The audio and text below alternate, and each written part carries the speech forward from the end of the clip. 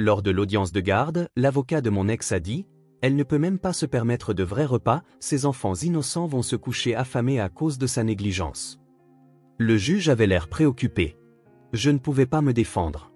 Mais ensuite, ma fille de 9 ans s'est avancée avec une boîte et a dit « Votre honneur, papa m'a dit de cacher ses reçus. » Avant de commencer l'histoire, n'oubliez pas de laisser un like et de vous abonner à la chaîne pour voir plus d'histoires comme celle-ci. Votre honneur, cette femme n'a même pas les moyens de se payer des repas convenables. Ces enfants innocents se couchent le ventre vide à cause de sa négligence. L'avocat de mon ex-mari se tenait dans cette salle d'audience, son doigt manucuré pointé sur moi comme si j'étais une criminelle. Chaque mot était comme un coup physique.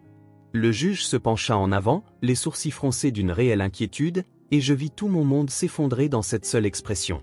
Les preuves montrent clairement un schéma d'irresponsabilité financière et de négligence, continua M. Thornley, agitant un dossier épais de ce que je savais être des photos retouchées et des relevés bancaires manipulés. Mon client a documenté des réfrigérateurs vides, des chèques sans provision et des enfants portant des vêtements abîmés à l'école. Ces enfants méritent mieux qu'une mère qui fait passer ses propres besoins avant les leurs. J'ai essayé de parler. Ma bouche s'est ouverte, mais c'était comme si quelqu'un m'avait rempli la gorge de ciment. Mon avocat commis d'office, maître Delanne, fouillait frénétiquement dans ses papiers, visiblement dépassé.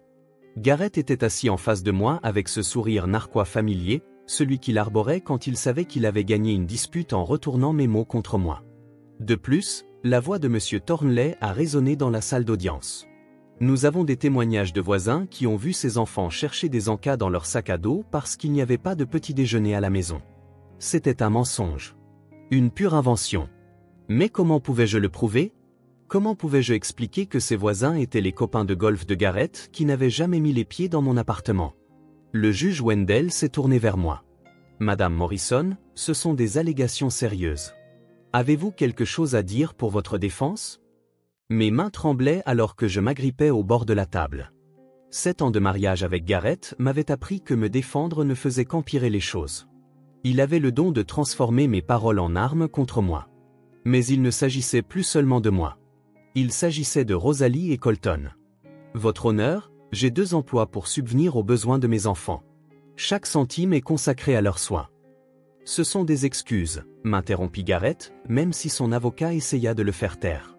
Elle trouve toujours des excuses.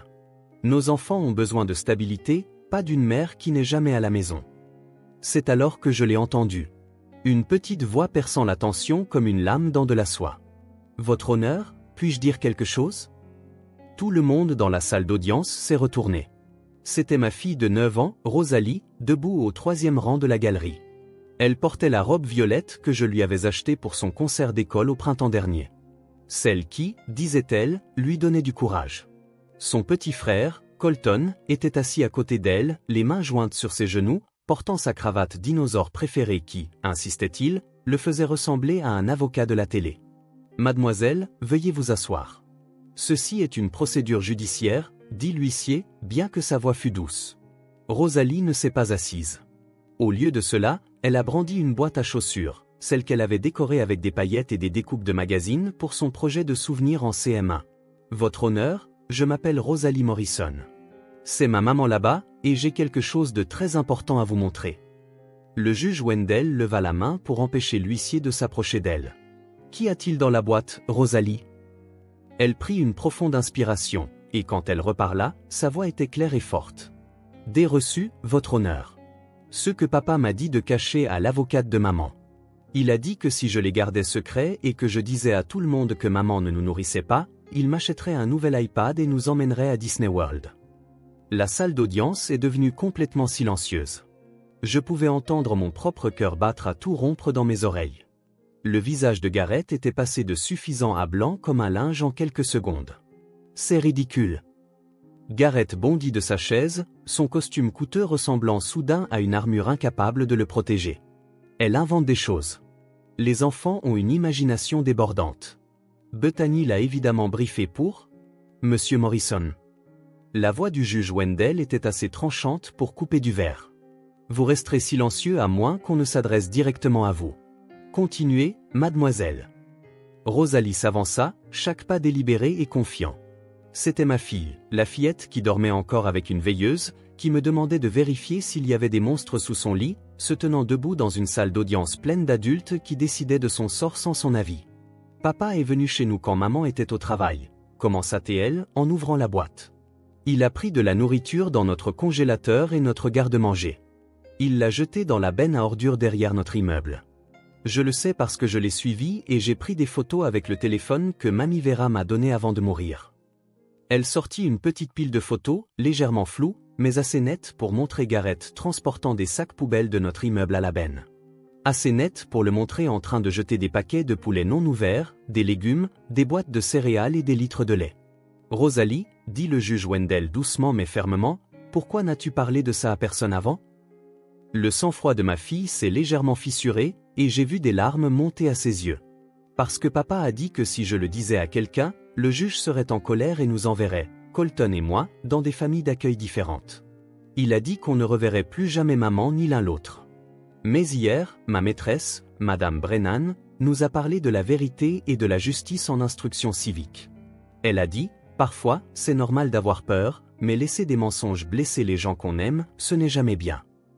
Colton se leva soudainement aussi, sa silhouette de 7 ans essayant de paraître grande. J'ai aidé à collecter les reçus, dit Rosalie. On jouait au détective de la vérité. Toute la salle d'audience semblait retenir son souffle alors que Rosalie continuait de sortir des objets de sa boîte à chaussures décorée, chacun étant un clou de plus dans le cercueil des mensonges soigneusement construit de Gareth. Il y a 6 mois, ma vie était complètement différente. J'étais Bethany Morrison, infirmière en cardiologie à l'hôpital Mercy Général, enchaînant les gardes tout en élevant 2 magnifiques enfants. Chaque matin commençait de la même manière. Rosalie arrivait dans la cuisine, les cheveux en bataille, demandant si elle pouvait avoir des pancakes pour le petit déjeuner, même si elle savait que c'était mercredi, et que le mercredi, c'était céréales et toast. Colton était déjà à table, arrangeant soigneusement ses figurines de dinosaures dans ce qu'il appelait la « formation du petit déjeuner », s'assurant que chacune avait une bonne vue sur son bol de céréales. Notre appartement n'avait rien d'extraordinaire de l'extérieur, au 2e étage d'un immeuble qui avait connu des jours meilleurs, avec des fenêtres qui tremblaient quand le vent se levait et des radiateurs qui cliquetaient comme des tambours fantômes en hiver. Mais entre ces murs, nous avions construit quelque chose de spécial. Les projets scientifiques de Rosalie couvraient chaque surface disponible du salon. Sa dernière création, un volcan en papier mâché fait avec un peu trop d'enthousiasme, trônait fièrement sur la table basse, même s'il était déjà entré en éruption 3 fois et avait laissé des taches de bicarbonate de soude sur le tapis. Les villes de Lego de Colton s'étalaient sur le sol de sa chambre dans des configurations complexes qu'il avait dessinées sur du papier millimétré, avec des noms de rues et des spécifications de bâtiments. « Maman, savais-tu que le cœur humain bat environ 100 000 fois par jour ?» avait annoncé Rosalie un soir alors que je l'aidais avec ses devoirs. « Ça veut dire que ton cœur au travail est super occupé à aider d'autres cœurs à continuer de fonctionner. » « C'est assez incroyable, ma puce, avais-je répondu, bien que mon propre cœur ait l'impression de faire des heures supplémentaires juste pour maintenir notre petite famille à flot. Le divorce avec Gareth avait été finalisé exactement 3 mois plus tôt.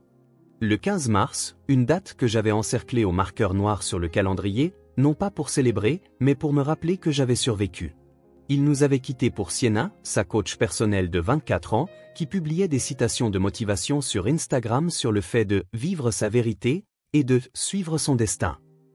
Apparemment, le destin de Gareth impliquait d'abandonner sa famille pour quelqu'un qui pensait que les shakes protéinés constituaient un groupe alimentaire. « J'ai besoin d'un nouveau départ », avait-il annoncé un soir de janvier, sa valise déjà prête près de la porte. « Ça ne marche plus.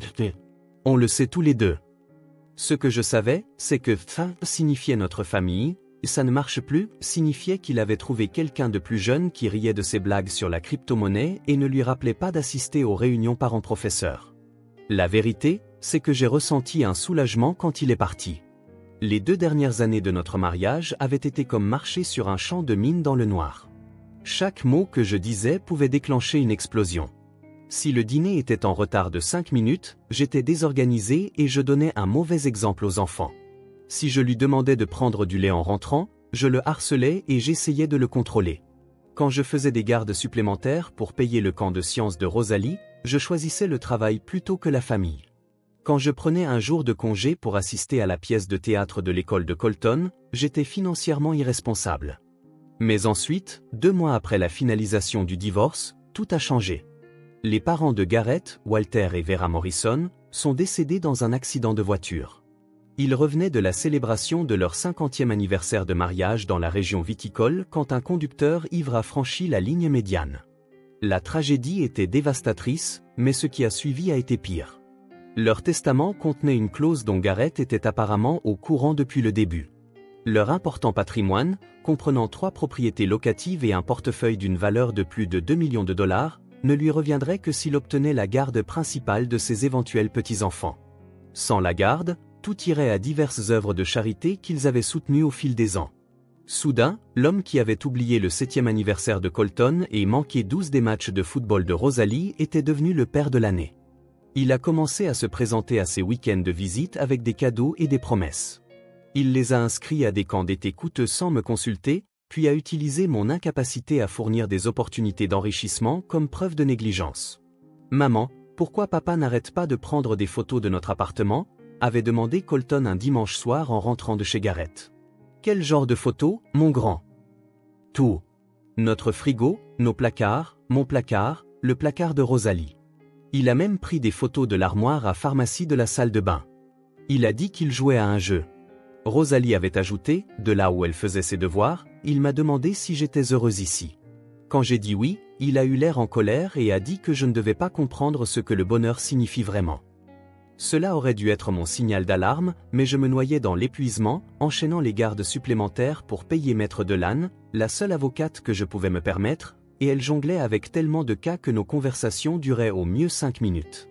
Ma famille ne pouvait pas beaucoup m'aider à distance. Mes parents vivaient en Oregon, où mon père se remettait d'une opération de la hanche. Mon frère Nolan était dans le Maine, aux prises avec sa propre bataille pour la garde après que son ex-femme y ait déménagé avec son fils. Je menais cette bataille seul, armé de rien d'autre que la vérité et l'espoir que la justice signifiait réellement quelque chose au tribunal des affaires familiales. L'audience pour la garde était prévue le jeudi matin à 9 heures précises.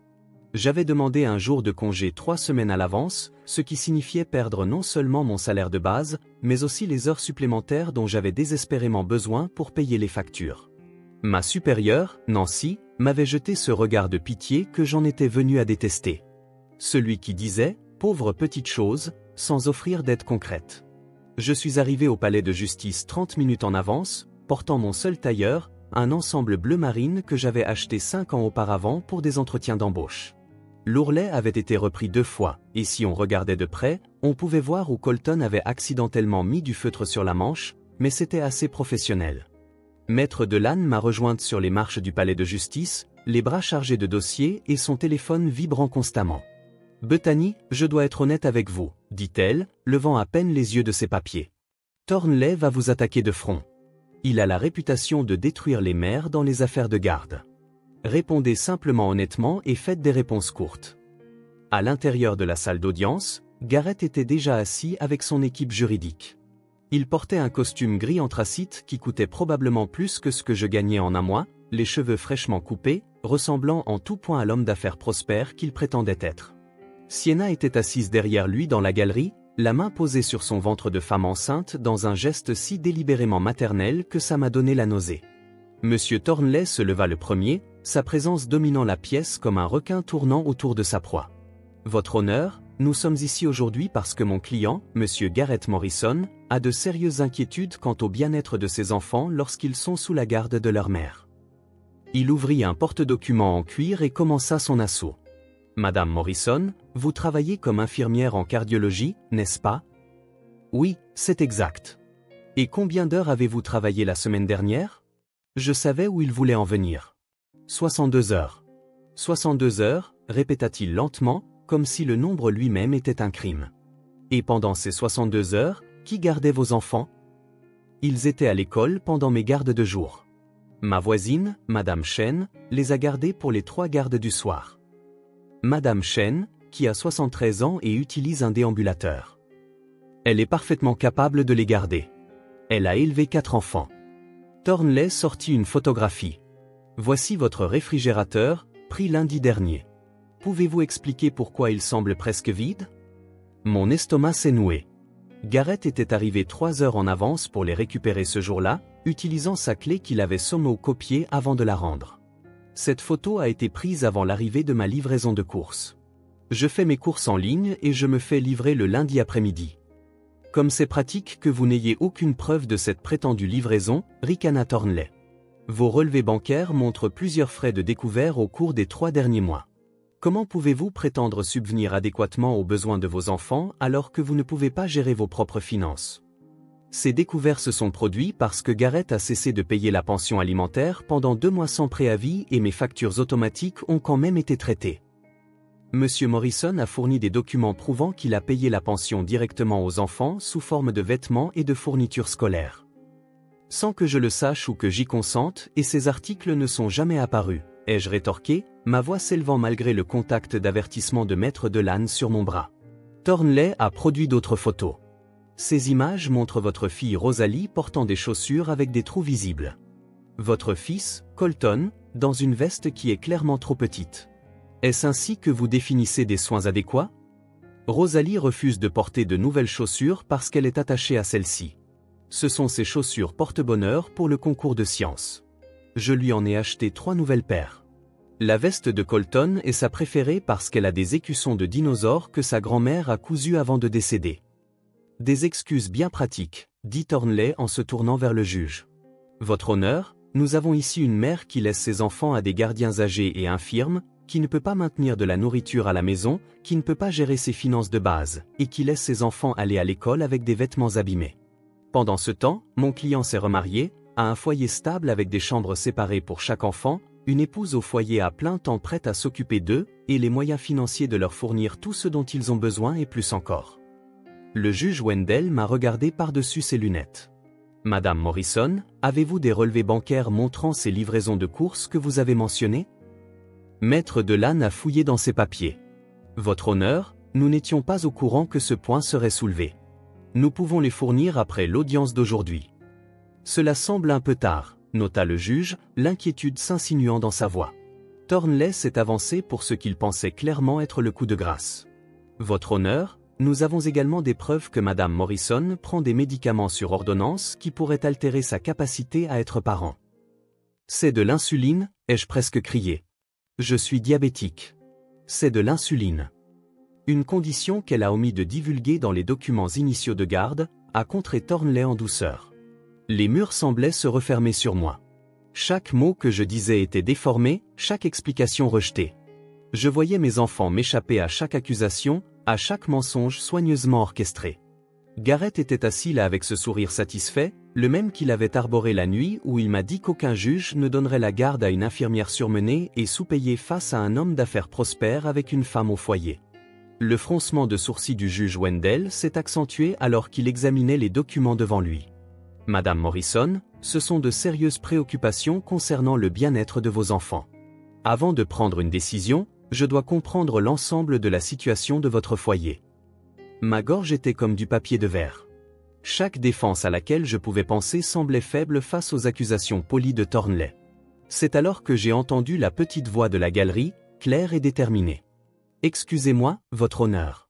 Je dois vous montrer quelque chose d'important. Tout le monde s'est tourné pour voir Rosalie debout au 3e rang, tenant sa boîte à chaussures décorée contre sa poitrine comme une armure. Colton se tenait à côté d'elle, sa petite main agrippant la manche de sa sœur. Il n'était pas censé être là. J'avais pris des dispositions pour qu'il reste avec Madame Chen pendant l'audience, mais d'une manière ou d'une autre, ils avaient trouvé leur chemin jusqu'au palais de justice. Mademoiselle, veuillez vous asseoir, dit l'huissier en s'avançant vers eux. Les enfants ne sont pas autorisés à interrompre les débats. Mais j'ai des preuves, dit Rosalie, sa voix se faisant plus forte. De vraies preuves sur ce que mon père a fait. Il m'a dit de cacher ses reçus et je sais que c'est mal. Le juge Wendell a levé la main pour arrêter l'huissier. Un instant. Mademoiselle, quel est votre nom? Rosalie Morrison, votre honneur. J'ai 9 ans, et voici mon frère, Colton. Il en a 7. C'est notre maman là-bas, et elle dit la vérité sur tout. Garrett a bondi de son siège, le visage rouge de colère. Votre honneur, c'est tout à fait inapproprié. Ces enfants ne devraient même pas être ici. Ils sont manifestement briefés. Monsieur Morrison, asseyez-vous immédiatement, ordonna le juge Wendell. Son attention s'est reportée sur Rosalie. De quel reçu parlez-vous? Rosalie s'est avancée, ses chaussures scintillantes couinant sur le sol poli. Elle s'est arrêtée juste devant l'estrade du juge et a ouvert sa boîte à chaussures. Votre honneur, mon père est venu à notre appartement quand maman était au travail.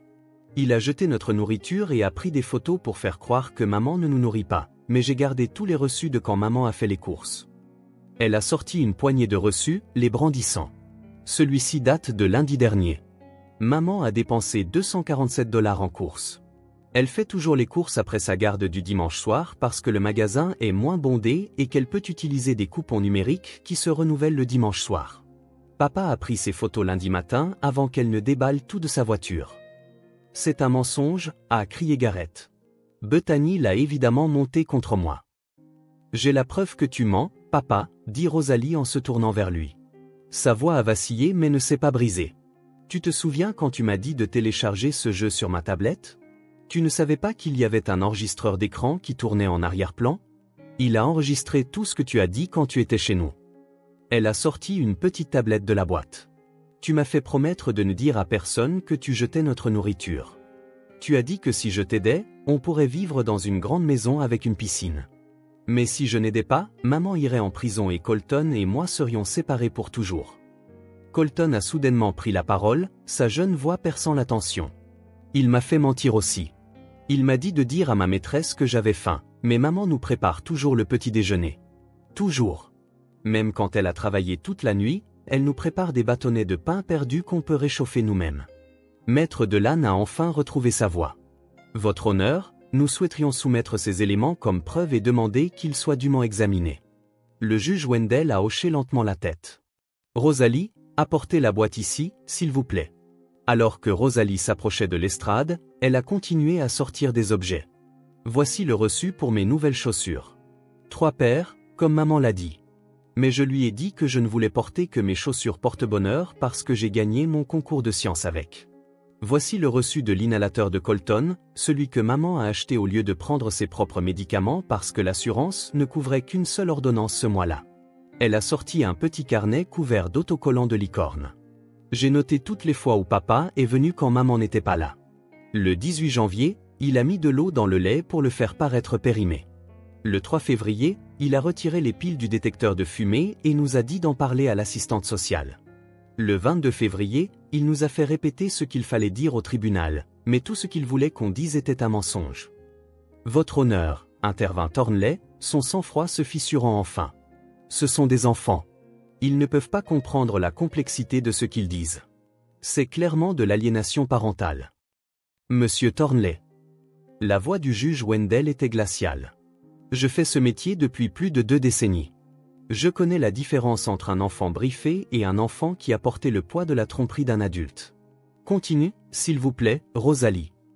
Rosalie a plongé la main dans la boîte une dernière fois, en sortant un morceau de papier plié. C'est la lettre que j'ai écrite à Mamie Vera avant qu'elle ne meure. Je lui ai tout raconté ce que papa faisait parce que j'avais peur. Elle m'a répondu et m'a dit d'être courageuse et de dire la vérité le moment venu. Elle a dit, la vérité trouve toujours un moyen de briller dans l'obscurité. Elle a tendu la lettre au juge. Le moment est venu, votre honneur. Ma mère travaille dur pour s'occuper de nous. Elle nous lit des histoires tous les soirs, même quand sa voix est fatiguée. Elle nous aide avec nos devoirs, même quand elle n'a pas dormi. Elle ne manque jamais nos événements importants, et elle ne nous laisse jamais avoir faim. Mon père ment surtout parce qu'il veut l'argent du testament de mamie et papy. Il a dit à sa petite amie, Sienna, qu'une fois qu'il aurait la garde, il nous enverrait en pensionnat de toute façon. La salle d'audience était tombée dans un silence complet, à l'exception du bruit de la respiration lourde de Gareth et du grattement du stylo du juge Wendell alors qu'il prenait des notes. Il y a encore une chose, votre honneur, dit Rosalie, en allant chercher au fond de sa boîte à chaussures. Elle en sortit un petit enregistreur numérique, celui en argent que sa grand-mère lui avait offert pour son 8e anniversaire. Mamie Vera m'a donné ça avant de mourir. Elle m'a dit de l'utiliser si j'avais besoin de me souvenir de quelque chose d'important. Elle appuya sur le bouton de lecture et la voix de Gareth emplit la salle d'audience, limpide et indéniable. Écoute, ma princesse, quand le juge te posera des questions, tu devras lui dire que tu as faim chez maman, d'accord?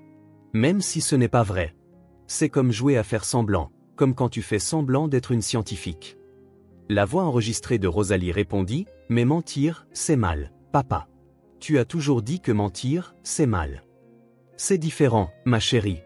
Parfois, les adultes doivent tordre la vérité pour améliorer les choses. Si tu aides papa, je t'achèterai ce microscope que tu voulais, le professionnel qui coûte 800 $. Et nous irons à Disney World, juste nous trois. Et maman? Maman ira bien. Elle a juste besoin d'apprendre que papa sait ce qui est le mieux pour toi et Colton. Maintenant, répétons. Que dis-tu quand on te pose des questions sur la nourriture? Que j'ai faim chez maman, la voix de Rosalie semblait petite et incertaine sur l'enregistrement.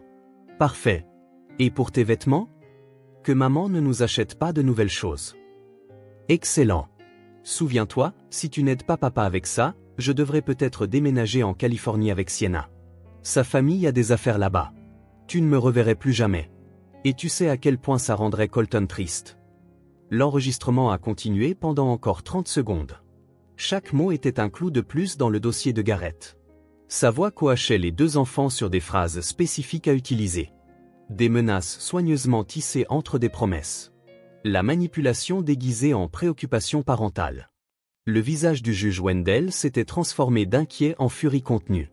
Monsieur Morrison, niez-vous que c'est votre voix sur cet enregistrement? L'avocat de Garrett, Thornley, tenta d'intervenir. Votre honneur, nous devrions vérifier l'authenticité de cet enregistrement. Il pourrait facilement être fabriqué ou modifié. Alors écoutons en plus, dit froidement le juge. Rosalie passa à un autre enregistrement. Cette fois, c'était une conversation entre Garrett et Sienna, apparemment inconscient que Rosalie était sur la banquette arrière de la voiture, probablement endormie. Combien de temps encore devons-nous jouer à ce jeu? Demanda la voix de Sienna. Juste jusqu'à l'audience pour la garde. Une fois que j'aurai les enfants, nous aurons l'héritage. 2 millions de $, bébé. On pourra les envoyer dans ce pensionnat en Suisse dont mes parents parlaient toujours. On les verra pendant les vacances, peut-être les vacances d'été si on ne voyage pas. Et Bethany ne se battra pas. Elle ne peut pas se le permettre. Je m'en suis assuré. J'ai appelé son employeur le mois dernier, suggérant qu'il pourrait vouloir lui faire un test de dépistage de drogue. Elle a dû prendre un congé sans solde pour le dépistage. J'ai maximisé notre ancienne carte de crédit conjointe juste avant la finalisation du divorce. Son crédit est détruit. Elle peut à peine se payer cet avocat commis d'office, encore moins un vrai avocat. Tu es brillant, rit Sienna. Bien que je ne comprenne toujours pas pourquoi tes parents ont mis cette clause de garde dans leur testament. Ils étaient vieux jeux. Ils pensaient que l'argent de la famille devait rester dans le sang de la famille, et cela signifiait que les petits-enfants devaient être sous le toit Morrison. Ils n'ont jamais imaginé que je divorcerais de Bethany. Colton a soudainement couru en avant avec son carnet, des larmes coulant sur son visage. Votre honneur, j'ai tout écrit aussi. Regardez. Il a ouvert son carnet pour révéler des pages d'une écriture enfantine soignée. 10 février, papa a mis du liquide vaisselle dans la machine à laver et a blâmé maman. 15 février, papa m'a dit que si je ne disais pas que maman était méchante, il m'enlèverait ma collection de dinosaures pour toujours. 20 février, papa nous a fait nous entraîner à pleurer pour l'assistante sociale. Ce sont des mensonges. Explosa Garrett, se levant si vite que sa chaise tomba en arrière.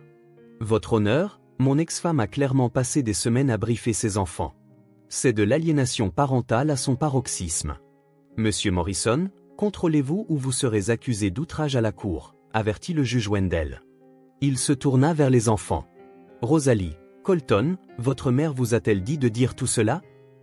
Non, votre honneur, dit fermement Rosalie. Maman ne sait même pas que nous avons rassemblé toutes ces preuves. Elle nous dit toujours d'être respectueux envers papa, même quand nous lui racontons les méchancetés qu'il dit. Elle dit que le divorce, c'est entre adultes, et que nous devrions aimer nos deux parents.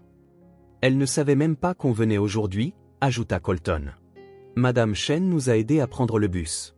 Elle a dit qu'il était temps que la vérité ait son jour. Le juge Wendell regarda la femme âgée assise au fond de la galerie, qui hocha solennellement la tête. Votre honneur, maître Delanne se leva, trouvant enfin sa force. Je demande le rejet immédiat de la requête de garde de Monsieur Morrison, et je demande que la garde exclusive soit accordée à ma cliente avec un droit de visite supervisé uniquement pour Monsieur Morrison, en attendant une enquête complète. Je suis enclin à être d'accord, dit le juge Wendell, sa voix lourde de dégoût. Monsieur Morrison, ce dont j'ai été témoin aujourd'hui est l'un des cas les plus flagrants d'ingérence parentale et de manipulation d'enfants que j'ai rencontrés en 23 ans sur ce siège. Vous avez tenté d'utiliser vos propres enfants comme des armes contre leur mère, en les soudoyant, en les menaçant et en leur apprenant à mentir aux officiers de la cour. Il me regarda alors et son expression s'adoucit. Madame Morrison, je m'excuse pour ce que vous avez enduré aujourd'hui. Il est clair que vous avez été victime d'une campagne calculée conçue pour vous séparer de vos enfants à des fins financières. Le courage de vos enfants en se présentant avec la vérité en dit long sur les valeurs que vous leur avez inculquées malgré ces terribles circonstances. Se tournant de nouveau vers Garrett, sa voix redevint d'acier. Monsieur Morrison, j'accorde la garde exclusive à Madame Morrison avec effet immédiat.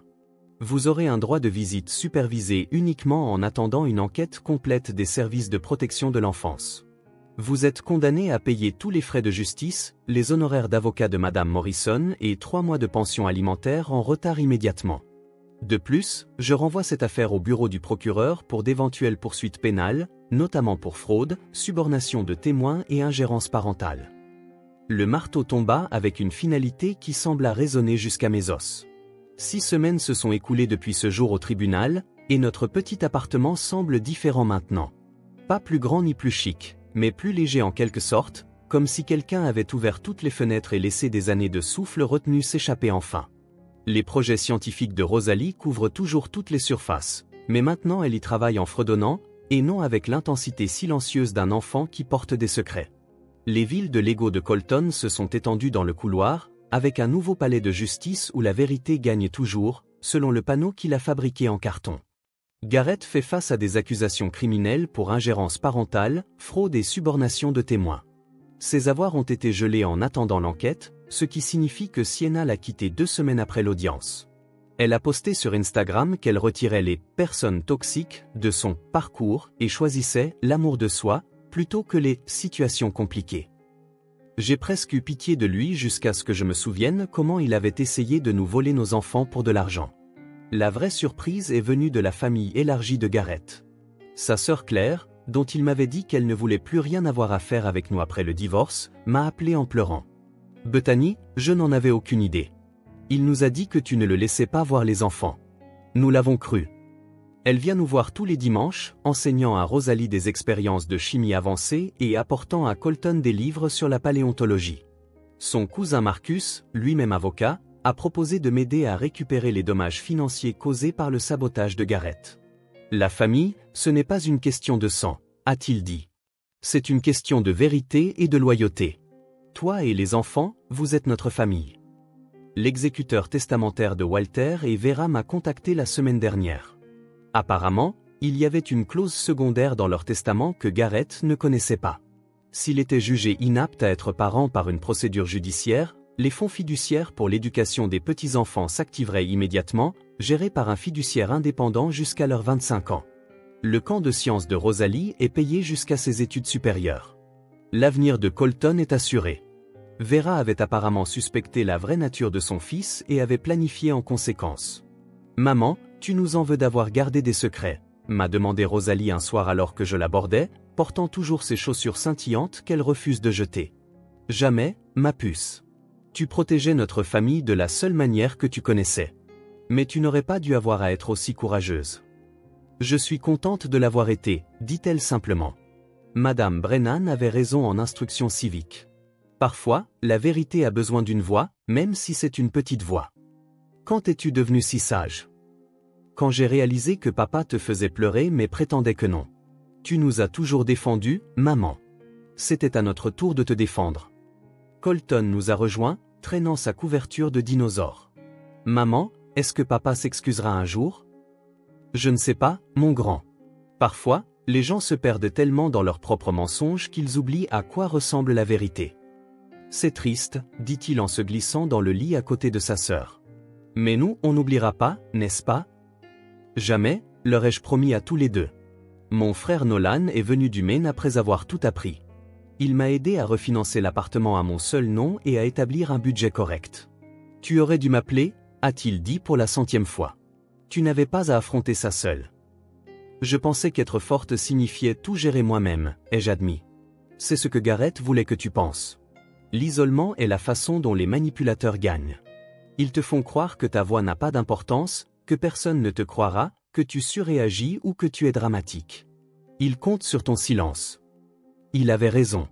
Pendant des années, je m'étais noyé dans la version de la réalité de Gareth où chaque difficulté était de ma faute, chaque problème était mon échec. J'avais oublié que la vérité n'a pas besoin d'être forte ou agressive. Parfois, elle arrive dans une boîte à chaussures portée par une fillette de 9 ans en chaussures scintillantes. Maître Delanne a pris mon cas pro bono après l'audience et est devenue une amie. Elle utilise notre cas dans ses conférences à la faculté de droit sur la reconnaissance de l'ingérence parentale. Vos enfants ne vous ont pas seulement sauvé, vous, m'a-t-elle dit, mais potentiellement des dizaines d'autres familles confrontées à une manipulation similaire. La semaine dernière, j'ai enfin renouvelé ma prescription pour le médicament que j'avais sauté pour pouvoir payer l'inhalateur de Colton.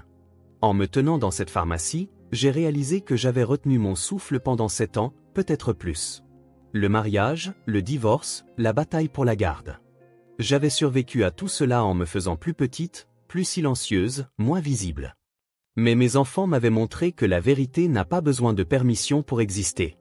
La boîte à chaussures est maintenant sur notre cheminée, redécorée par les 2 enfants avec des photos de notre vraie famille. Pas celle que Gareth a essayé de détruire, mais celle que nous avons construite avec amour, confiance et courage. Colton a ajouté une étiquette avec son écriture soignée, la boîte qui nous a sauvés. Mais ce n'était pas vraiment la boîte. C'étaient 2 enfants qui ont compris que l'amour signifie protéger les personnes qui vous protègent. C'était une voisine âgée qui savait quand la justice avait besoin d'un coup de main. C'était une grand-mère qui a laissé à ses petits-enfants plus que de l'argent. Elle leur a laissé les outils pour reconnaître et lutter contre la manipulation. La vérité ne gagne pas toujours immédiatement. Parfois, elle doit attendre, rassemblant des reçus dans une boîte à chaussures, construisant le courage dans de petites voix. Mais quand elle parle enfin, quand quelqu'un d'assez courageux lui donne enfin une tribune, la vérité ne fait pas que gagner, elle libère. Notre histoire n'est pas unique. Il y a des milliers de parents, principalement des mères, qui se battent chaque jour contre des preuves fabriquées et des mensonges calculés dans les tribunaux des affaires familiales. On leur dit qu'elles sont trop pauvres, trop occupées, trop imparfaites pour mériter leurs enfants. Elles sont isolées, épuisées et amenées à douter de leur propre réalité. Si vous êtes l'une d'entre elles, souvenez-vous de ceci. La vérité a une voix. Parfois, c'est la vôtre.